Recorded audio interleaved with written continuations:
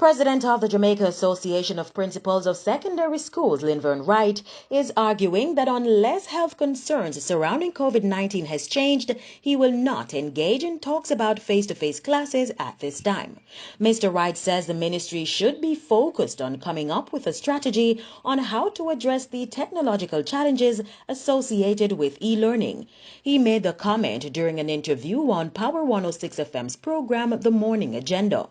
Mr. Wright says the inadequacies in the administration were pointed out to the Ministry of Education in January when the CXC indicated that it was moving towards e-learning. He is now calling on the government to be assertive in its responsibility to technology infrastructure. We want to be saying to our companies who are offering telecom services that you need to up your ante. You need to do better than the kind of access you give people to that now.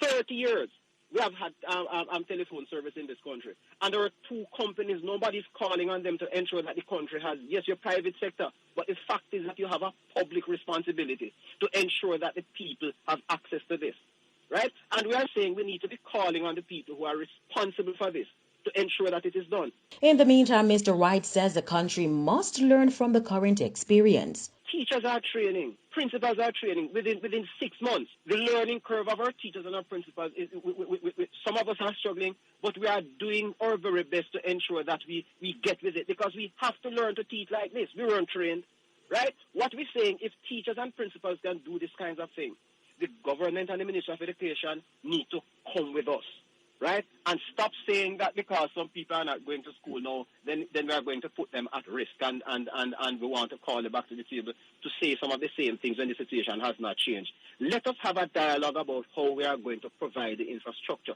That dialogue, I believe, is not strong enough, and that is where I think the conversation needs to go. He says it's time for Jamaica to level up in technology, and this includes the education sector.